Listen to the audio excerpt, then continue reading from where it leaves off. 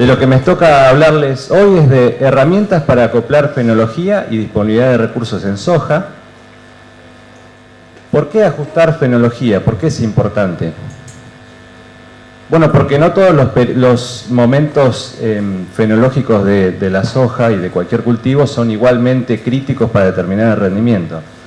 Hay un periodo que se llama periodo crítico, esto existe en todos los cultivos, y en soja está centrado en R5, que es cuando la soja produce vainas, frutos, que es el periodo crítico. Lo que queremos es posicionar ese momento en el mejor momento del año o evitar momentos en los que sabemos que puede haber estreses. Pero esto tenerlo en la cabeza es muy difícil, hay muchas variables a tener en cuenta, como fecha de siembra, grupo de madurez o misma variedad, que puede haber diferencias. Entonces las herramientas a las cuales acudimos son los modelos de simulación. ¿Qué es un modelo de simulación? Bueno, simplemente poner todo lo que sabemos desde el comportamiento del cultivo en un programa de computación y hacerlo correr, hacerle preguntas, hacer cosas que en nuestra cabeza no podemos hacer. El modelo que les voy a presentar ahora es APSIM, es un modelo desarrollado en Australia. Lo que hace, les voy a mostrar lo mínimo que hay que saber para que entiendan las cosas que se vienen. Lo que hace APSIM es simular, como otros modelos, como DISAT, simula el rendimiento a partir del crecimiento del cultivo diario, lo hace a paso diario, incorporando variables del ambiente como cuánto llueve, cuánta radiación hay y cuál es la temperatura del aire.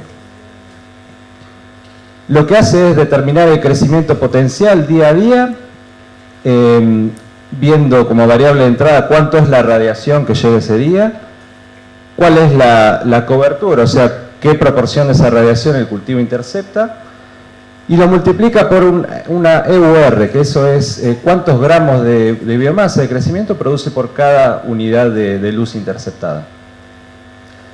Esa EUR, aunque las condiciones sean potenciales, no es fija, sino que en soja es máxima entre 20 y 30 grados de temperatura del aire.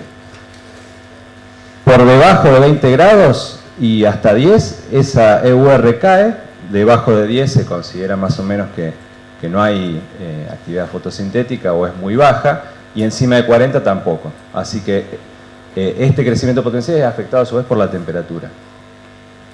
Y al mismo tiempo va calculando un crecimiento limitado por agua, que lo calcula distinto. Lo que hace es considerar cuánta agua útil hay en el suelo, o sea, entre capacidad de campo y punto de marchitez permanente, hasta la profundidad donde llegan las raíces, y lo multiplica por KL, que KL es un concepto viejo pero muy útil y en el cual un compatriota, Julio Dardanelli, ha hecho muy buenos experimentos a campo, que es como un parámetro que lo que dice es qué capacidad tienen esas raíces de tomar agua cada día, ¿no? Y lo multiplica por una eficiencia transpiratoria, que serían cuántos gramos de crecimiento se generan por cada milímetro de agua utilizada. Y luego decide a ver cuál es más chiquito de los dos, cuál es mínimo, el potencial que me dice la radiación y la temperatura o el que está limitado por agua. Y el mínimo va a ser el crecimiento de ese día. Por ejemplo, si se puede crecer 100 gramos por potencial, pero por agua puedo crecer solamente 50, entonces el crecimiento de ese día es 50, está limitado por agua. Puede ser al revés, un día nublado donde hay baja radiación y el crecimiento limitado por agua es mayor al potencial, y como el potencial es menor, ese día crece de acuerdo al potencial. ¿Cómo calcula demanda hídrica, oferta hídrica y con ellos dos un índice de estrés? Bueno, para calcular la demanda lo que usa es centrarse en el crecimiento del cultivo y en cuánta agua le pide la atmósfera. Y para calcular la oferta, como dije antes, como el crecimiento limitado por agua, tiene en cuenta cuánta agua hay en el suelo y qué actividad tienen esas raíces. La demanda es igual a, esto de acá arriba es lo que vimos antes, me quedan gramos de biomasa en el numerador dados por la luz solar y la EUR y la cobertura, dividido la eficiencia transpiratoria. Este es en gramos y este es en gramos por milímetro, entonces lo doy vuelta y queda en milímetros la demanda. Pero eso no es solamente determinado por este numerador, sino que la eficiencia transpiratoria cambia día a día de acuerdo a el BPD. Este TE con un subíndice C es algo propio de, más que nada de la especie, no cambia. Pero el BPD, que es un indicador de qué tan seco está el aire, asociado a la humedad relativa, va cambiando día a día. Entonces, un día seco, el BPD es alto, la eficiencia transpiratoria es baja, y como el denominador es bajo, la demanda es alta. La oferta, por otro lado, es igual a la disponibilidad de agua útil multiplicado por la capacidad de esas raíces de tomar agua cada día. Lo bueno es que calcula un índice que es bastante intuitivo y centrado en el cultivo, que es un índice de estrés hídrico, que no es otra cosa que la oferta dividido la demanda. Cuando la oferta es igual a la demanda, hay tanta agua y tanta capacidad de la raíz de tomar agua como la atmósfera pide, entonces el índice es igual a 1 o puede ser mayor a 1, aunque se limita a que sea 1, y no hay estrés hídrico. Pero bueno, un índice de 0 sería estrés hídrico total, ¿no? Entonces, con estos conceptos en la cabeza, lo que hice fue modelar, fijando en Absin un argidol típico, serie de pergamino, distintos grupos de madurez de soja, y tomando datos del SIGA2, que es una página de INTA, 50 años de datos de 1967 hasta la campaña pasada, en pergamino, y lo que vemos es lo siguiente para rendimiento potencial. Este es el rendimiento en kilos por hectárea, esta es la fecha de siembra, evalué 6 fechas de siembra, desde muy tempranas en octubre, nadie va a sembrar en octubre, pero está bueno para ver lo que pasa, la variabilidad que hay. Fechas de 1 de noviembre o 15 de noviembre, 1 de diciembre o 15 de diciembre. Lo que vemos es que el potencial de rendimiento, esto es solamente limitado por temperatura y radiación, se cae a medida que siembro cada vez más tarde, ¿no? Bueno, lo que pasa con el grupo 3 se preguntarán, lo que está pasando es que creo que las etapas se acortan demasiado, entonces no tiene tiempo como para acumular tanta radiación y por ende crecimiento. Pero quédense con la idea de que, bueno, con fechas tempranas, cuanto más largo el ciclo, más el potencial, el agua no le limita, y a medida que sembramos más tarde, el potencial de rendimiento cae. Perdón, cae también porque no solo cae la radiación, cuanto más tarde sembramos, sino porque exponemos el periodo crítico a temperaturas más bajas. Entonces esa eficiencia de uso de la radiación que les decía, está como sujeta a temperaturas más bajas que la reducen. Se reduce la actividad fotosintética, ¿no? Pero el rendimiento limitado por agua, que está más cercano al real, como mostraba Alfredo Cirilo en su presentación, es mucho más variable, ¿no? Por supuesto, esto es más cercano a la realidad. Y lo que más se observa es que con fechas, cuanto más temprano sembramos, más variabilidad tenemos en los rendimientos. Y cuanto más tarde, menor la variabilidad. Lo que está pasando es que los techos se reducen cuando sembramos más tarde, pero los pisos también aumentan. Lo que está sucediendo ahí es que estamos exponiendo al cultivo, al sembrar tarde, a momentos en los cuales el agua, la demanda va a ser más baja y el agua no le va a faltar. Pero el potencial dado por la luz solar y la temperatura le reducen esa capacidad potencial de rendimiento. Hablando de índice de estrés y tratando de explicar el último gráfico, lo que vemos aquí es fecha de siembra como título y el índice de estrés que les hablaba antes, puesto desde la emergencia del cultivo, pasando por R1 hasta R5 y el R7, la madurez fisiológica. Lo que vemos es que sembrando en octubre, tanto 1 de octubre como 15 de octubre, son curvas similares. Al grupo 6 lo estamos poniendo en un momento de mayor demanda y por lo tanto sufre un estrés, puede tener un índice de estrés que marca mayor estrés hídrico más temprano y más cerca del periodo crítico, ¿no? El grupo 3, por el contrario, pareciera que le escapa un poquito más a ese estrés en el periodo crítico. Cuanto más tarde sembramos, la probabilidad de meter ese periodo crítico en enero, que es el más demandante, es cada vez menor, entonces el índice de estrés es menor, y cuando sembramos más tarde aún, menor es el índice de estrés, ¿no? Y se diluyen un poco las diferencias entre grupos. este índice, pero no visto desde emergencia hasta madurez, sino promediado por etapa, de R1 R5 y de R5 R7, tiene este cambio a medida que transcurrimos estas 6 fechas de siembra, ¿no? Y distintos grupos.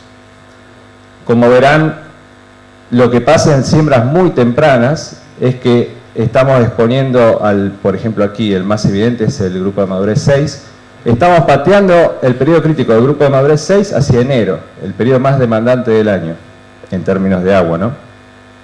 Por ende, el índice de estrés es menor, lo que hace un mayor estrés hídrico, ¿no? Cuanto más tarde sembramos, menos probable es que caigamos en esos estreses hídricos, ¿no? Mucho menos probable lo es en la etapa posterior, ¿no? La de llenado de grano, entre R5 y R7. Pero Absin es bárbaro, nos permite llegar hasta el rendimiento, pero es difícil de usar por una persona no experta, a mí me costó aprenderlo. Entonces, lo que les voy a mostrar ahora es cronosoja, que es algo que estamos desarrollando con gente de otros cintas y con gente de la UBA. La idea es hacer un modelo que sea tan sencillo, pero que funcione bien, que sea tan sencillo como para que lo podamos colgar en una página web. Esto ya existe con el nombre cronotrigo, cronocebada, cronocanola. Falta el de soja, ¿no? Estamos trabajando en ello. Lo que uno necesita solamente es es gratis, necesita hacerse un nombre de usuario y contraseña, y luego accede a una ventana así, donde uno tiene una ventana desplegable con localidades, elige dónde quiere sembrar, pergamino por ejemplo, qué cultivar, tantos como hayamos evaluado, la fecha de siembra y el mes de siembra. Y le devuelve una especie de gráfico así, donde le dice, lo principal es esto, ¿no? Que el periodo crítico va a caer en tal momento del año. Bueno, la idea es hacer esto en soja, ¿no? Construcción, ¿cómo hacemos el modelo cronosoja? No difiere tanto de cómo Absin simula fenología. Es como agarrar la parte de Absin, recortarla y llevarla aparte y ajustarla. Y para entender, los modelos tratan acerca de cosas que cambian, que le llamamos variables, y de cosas que no cambian, que le llamamos parámetros. Esos parámetros dependen de cada cultivar de soja y del grupo de madurez, y es lo que tratamos de hallar al calibrar este modelo. El modelo lo que tiene es una tasa de desarrollo, que esto lo pueden entender como los días que le llevan cumplir una etapa, a la inversa, ¿no? Entonces, si una etapa lleva 20 días, la inversa de eso es 1 dividido 20, es 0,05 sobre día, ¿no? Es una manera de facilitar los cálculos, más que nada. Pero esa tasa de desarrollo real, día por día, equivale a 1 dividido los días óptimos, que los días óptimos son el mínimo de días que le puede llevar a esa soja, por ejemplo, llegar de emergencia a R1. Lo mismo para R1, R5 y R5, R7. Pero eso óptimo no ocurre en la realidad porque hay un factor de la temperatura que luce así, varía entre 0 y 1 y depende de la temperatura. Si es por debajo de 10, más o menos, de 8 grados, es 0, o sea, no hay desarrollo. Si es por encima de 30 y pico, casi 40, tampoco hay desarrollo. Entonces, este factor lo que hace es penalizar esta velocidad máxima de desarrollo que tiene la soja.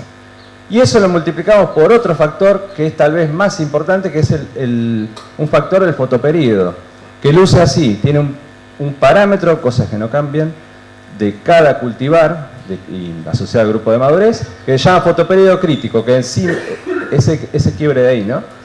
Por debajo, días más cortos que ese crítico hacen que el factor valga 1, entonces la soja va desarrollándose lo más rápido que puede, y a medida que los días se hacen más largos, al ser el factor menor a 1, penaliza esa velocidad de desarrollo intrínseca que tendría, ¿no?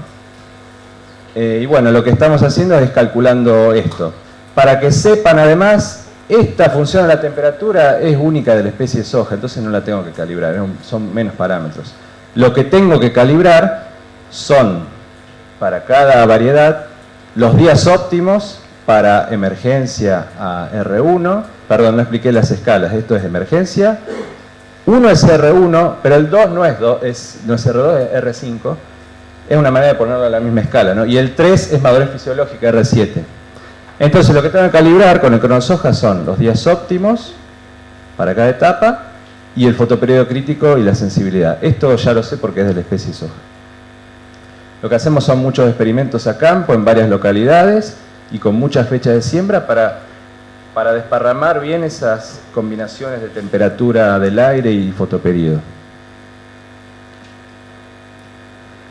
Lo que tratamos de hacer también, algo que se me ocurrió hace poco, es de poder hacer un modelo único que ajuste a todas las variedades de soja. Y esto, digamos que el modelo, al ser más sencillo, es en realidad más poderoso porque lo que vimos antes de Absin es determinístico. Es decir, no hay ninguna probabilidad de nada. Las probabilidades las construimos nosotros con series climáticas. Pero al ser sencillo, puedo hacer lo que el modelo sea además estadístico, es decir, probabilístico. Y si es probabilístico, está bueno porque puede ser jerárquico.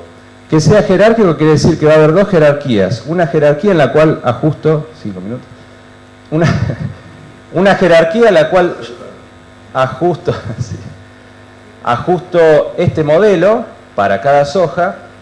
Y otra jerarquía en la cual le digo, mira, el fotoperiodo crítico del gráfico anterior, en realidad con grupo de madurez está cambiando así. Entonces eso me permite, si yo tuviera datos de muchas sojas, que tenemos bastantes, meterlo en un modelo único que explique todo. Y eso es bueno porque si explica todo al mismo tiempo es más parsimonioso. Yo puedo descartar las cosas que no sirven en el modelo y quedarme con lo que sirve. Y si es parsimonioso, más sencillo, que explica mejor, está bueno porque predice mejor.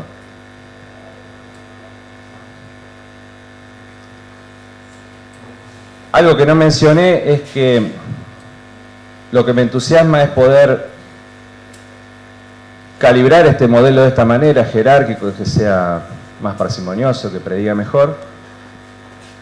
Y lo que Absin difiere de cultivar a cultivar es en los mismos parámetros que tenemos acá. Entonces si yo calculo esto, después se lo puedo enchufar a Absin y llegar hasta el rendimiento. Conclusiones. Acerca de Absin, a través de un modelo de simulación fue fácil cuantificar la variabilidad interanual de variables tangibles como rendimiento, uso del agua, y como las intangibles, y también como las intangibles como el índice de estrés hídrico. Si no fuera por el modelo, no podríamos imaginar eso que va a venir, podríamos medirlo en un experimento meticuloso a campo, pero el modelo nos permite eso, como extrapolar e irnos a cosas que no podemos tener en la cabeza.